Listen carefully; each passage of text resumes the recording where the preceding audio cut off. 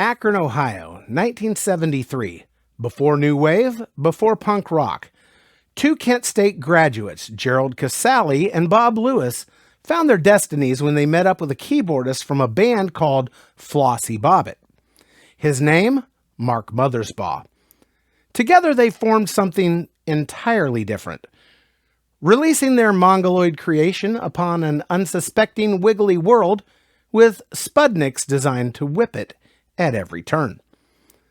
In this episode of the Dandy Funhouse, we venture to ask the eternal burning question, are we not men? For this is the story of DEVO. Let's step into the funhouse.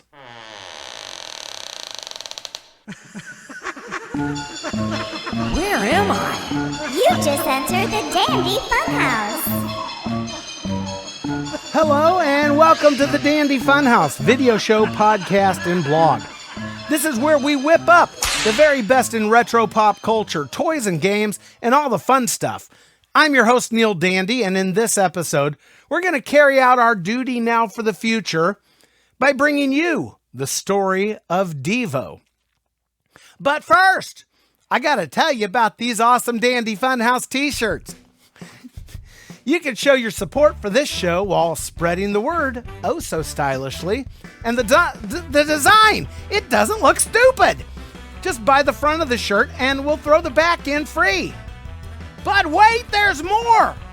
Order now and not only do you get 2 holes to crawl your body into and poke your head out of, but we'll throw in 2 more holes to stick your arms through. Now how much would you pay? Just visit the Dandy Funhouse website at dandyfunhouse.com and click on Shop to order yours today. And while you're there, check out our brand new No Robots t-shirt. Tell Cyberdyne where to stick it. That website, once again, is dandyfunhouse.com. Order today. All right, DEVO. If you're a little older like me, you probably remember this weird, punky electronic band going back as far as their appearances on the original Saturday Night Live in the 70s, when it used to be funny. If you're a little younger, you might be familiar with the 80s hit Whip It. Well, not only is DEVO still a creative force today, but they've got quite the storied past, and it goes back farther than you might think. Much farther!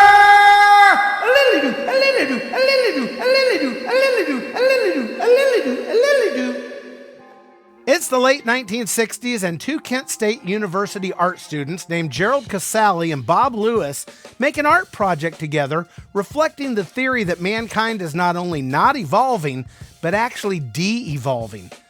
Both were budding modern artists and also musicians. Casale was performing with a band called the Numbers Band. Around 1970, they began hanging out with another band called Flossie Bobbit, featuring a crazy talented keyboardist named Mark Mothersbaugh. See where I'm going with all this? The musicians began jamming around with each other, as people did in the early 70s, and creating a more cutting-edge feel than what was around at that time during the height of hippie culture. And they also discovered that they shared a love for satire. One day, Mark Mothersbaugh was sharing a pamphlet to the other guys called Jocko Homo Heavenbound, and it featured the character of a winged devil named De-Evolution. Now, this pamphlet would later inspire the classic song Jocko Homo, as well as the band name, but we're not quite there yet. Then May 4th, 1970, the infamous massacre at Kent State took place, and the theory of de-evolution became all too real and far too close to home. Gerald Casale was a witness to the event and personally saw 2 of his friends gunned down. His life changed in an instant. He stopped being a hippie and became angry, very angry. Funneling his anger into artistic expression, this event would ultimately become the inspiration for the coming together of this group of musicians to form a band with the underlying theme highlighting the regression of mankind. In 1973, they made it official, with Gerald recruiting his brother Bob and Mark recruiting his brother Bob, while adding in Alan Myers, Rod Reisman, and Fred Weber to round out the group. Thus, Sextet DEVO was born. That's what they were originally called. When it was shortened to just DEVO is up for debate, but from all the information I've been able to gather, it happened pretty quickly during the formative years of the band. Now, this newly formed ensemble threw conventionality out the window, experimenting with electronic sounds mixed with sensibilities of the burgeoning roots of what would soon become punk rock. DEVO performed around the university over the next few years with various players coming and going. Sometimes a four-piece, other times a larger group, and under the creative direction of Gerald Casale, who experimented heavily with the format of music videos. DEVO created their first videos for the songs Secret Agent Man, as well as Jocko Homo. In 1975, they eventually settled in with a solid lineup of 5 members that would last for the next 10 years. In 1976, a short film including the band called The Truth About De-Evolution was released by a director named Chuck Statler and gained some notoriety, as well as winning a prize at the Ann Arbor Film Festival. Now, this gave DEVO some much-needed publicity and also caught the attention of avant-garde rock star David Bowie, who befriended the band and ultimately helped negotiate a recording contract with Warner Music Group.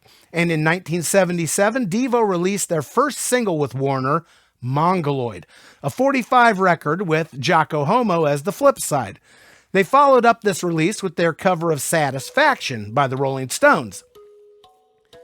Come 1978, DEVO finally released their first full-length album, Are We Not Men? We Are DEVO, produced by Brian Eno, and proceeded to gain national exposure with an appearance on Saturday Night Live, when it used to be funny. And they performed Satisfaction and Jocko Homo for the nation. In the following year, 1979, DEVO released the album Duty Now for the Future, featuring the song Blockhead, as well as a cover of Johnny Rivers' Secret Agent Man. DEVO toured extensively in support of the album, and actually opened up for themselves on a lot of these dates, pretending to be a Christian soft rock band called Dove, the Band of Love. They would appear the following year as Dove, the Band of Love in the 1980 televangelism spoof film Pray TV. Then came the 80s. Now, when the 80s rolled around, DEVO had laid the groundwork, and they were in the right place at the right time with the right weird looks and the right back catalogs of videos and songs to take full advantage of the juggernaut that was coming onto the airwaves, MTV. Back when MTV had music. DEVO made a new album with songs that were catchier and more radio friendly, but still very much DEVO. The album, Freedom of Choice. The lead single, Whip It. The video featured crazy red flower pot hats on the band, which became synonymous with the group almost overnight, and Mark Mothersbaugh using a bullwhip on everything in sight, including whipping a cigarette out of a model's mouth. It was a breakthrough hit for the band and catapulted them right into new wave rock star status all over the world. The album also featured 2 other medium hits, Girl You Want and the title track, Freedom of Choice. While they continued touring and releasing music and exploring deeper levels of creativity, they never did quite have another single as big as Whip It. The Freedom of Choice tour relentlessly through the Japan, UK, France, Germany, Italy, the Netherlands, Canada, and United States audiences.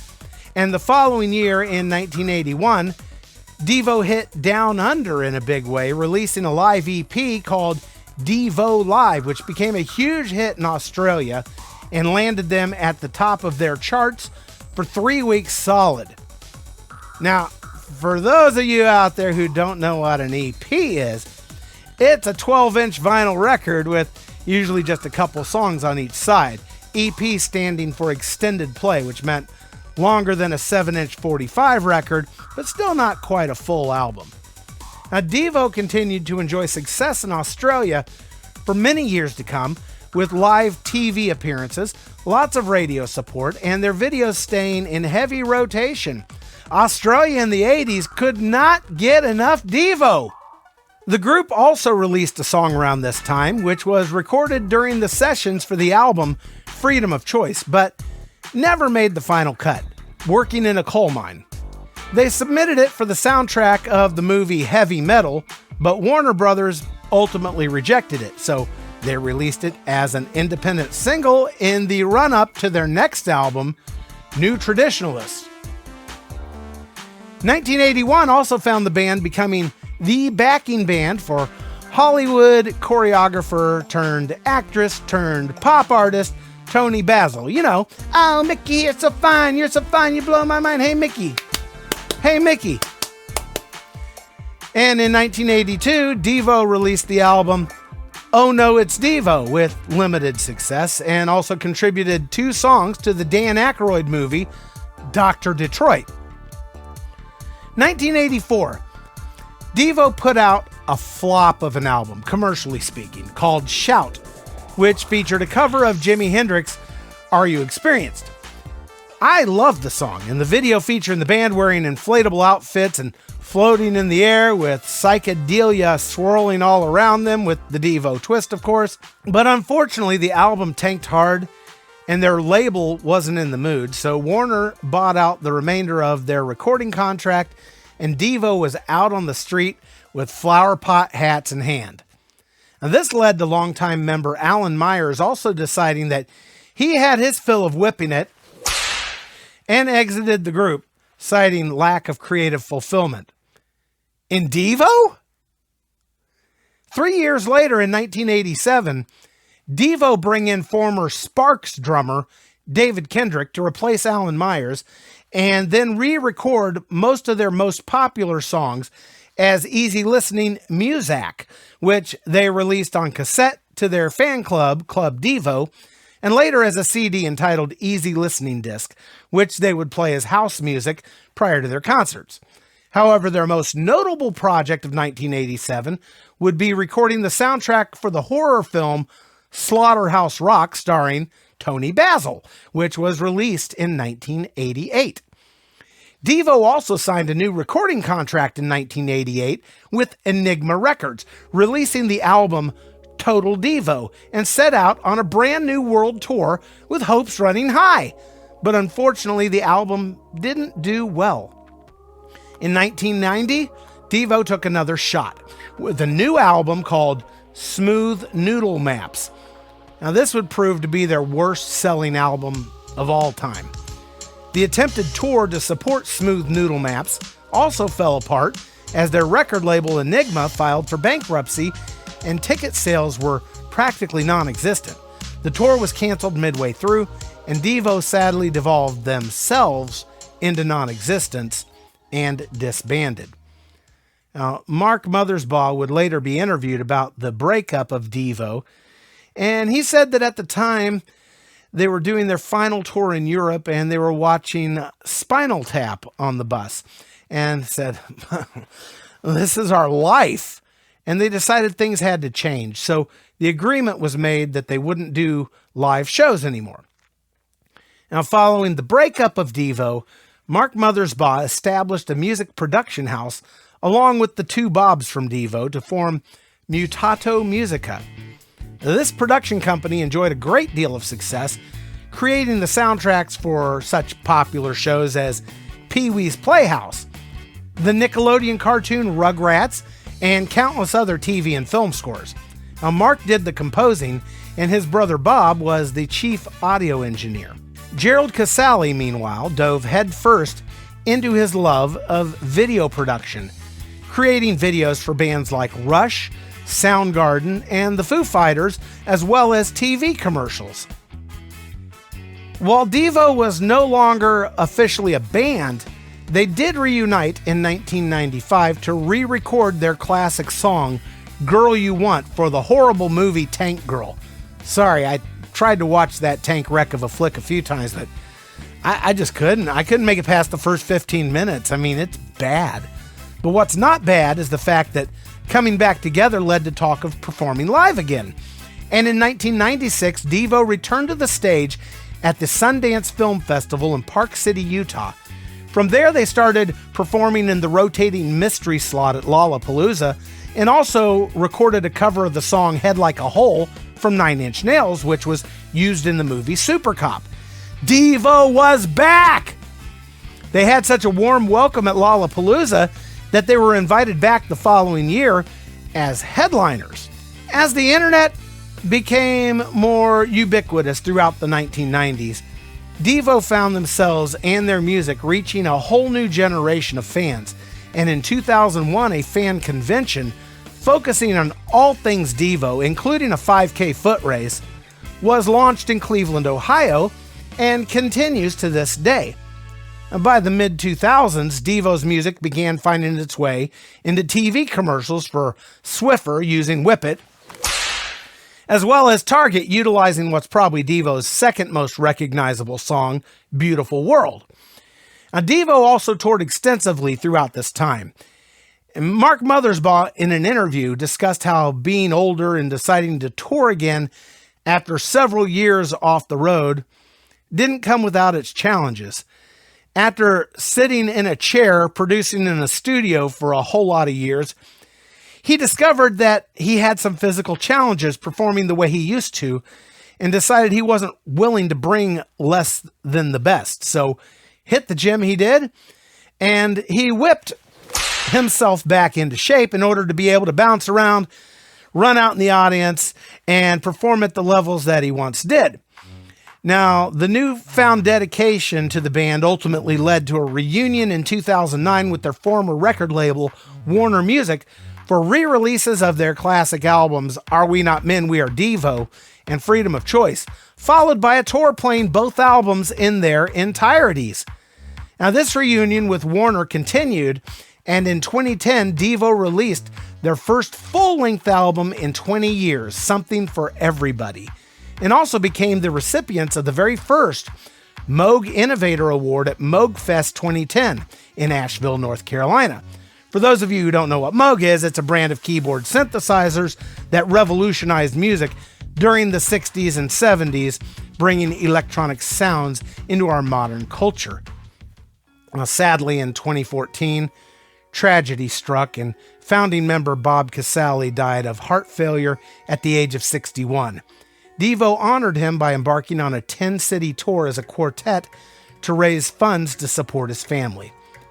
5 years later, in 2021, toymaker Funko honors DEVO, releasing two different versions of DEVO Funko Pops, highlighting the looks from their videos Whippet and also Satisfaction. Shortly thereafter, merchandising continued with an official DEVO branded vodka through the Trust Me vodka brand.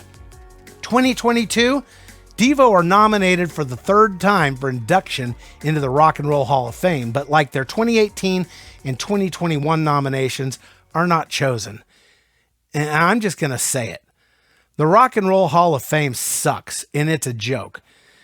Now, hopefully now that the idiot from Rolling Stone magazine, Jan Werner, is no longer on the board, some things might change for the better, and groups like DEVO, Journey, Foreigner, Iron Maiden. I mean, there's a sea of people at every single Iron Maiden concert everywhere in the world. And dare I say Ted Nugent will receive their long overdue honors, but I'm not holding my breath, nor do I actually care that much. The Rock and Roll Hall of Fame has squandered any shreds of credibility that it may have once had, and it's cost them their relevance. Why am I even talking about this right now? Okay. Back to DEVO. In 2023, DEVO toured in celebration of 50 years. Wait, like that? Yeah. And in 2024, a documentary film about DEVO, simply titled DEVO, premiered at the Sundance Film Festival. Also, another film entitled 50 Years of DEVO premiered at the Marquee Theater in Park City, Utah on January 22nd, 2024, followed by a live performance of the band itself. Now, this year also marked with a special box set release on Rhino Records, DEVO, 50 Years of De-Evolution, 1973 to 2023, with 4 LPs on clear vinyl that spell out DEVO when you line them all up. This is a must for any rabid fan. And speaking of fans, If you'd like to check out the official DEVO fan club, Club DEVO, you can find it at clubdevo.com/DEVO-home. At least that's where I ended up finding it. I tried to go just to Club DEVO, but the website was under renovation at the time. And this is also the official DEVO website.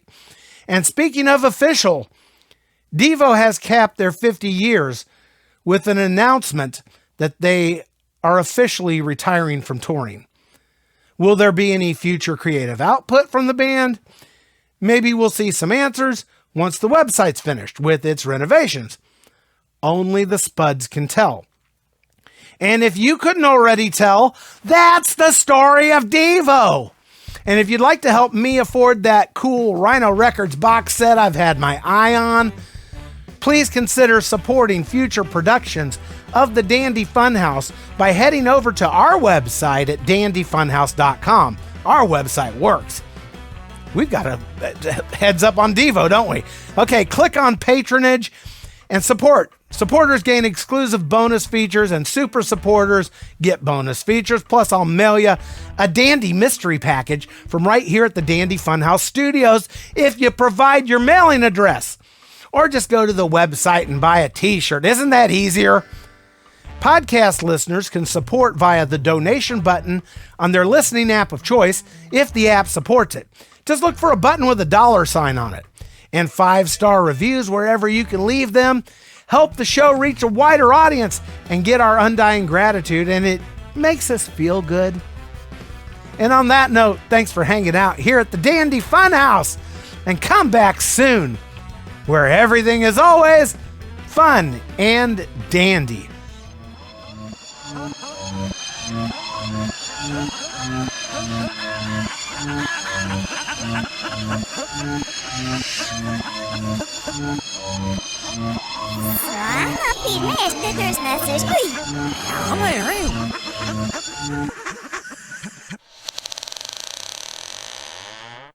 Are we not men?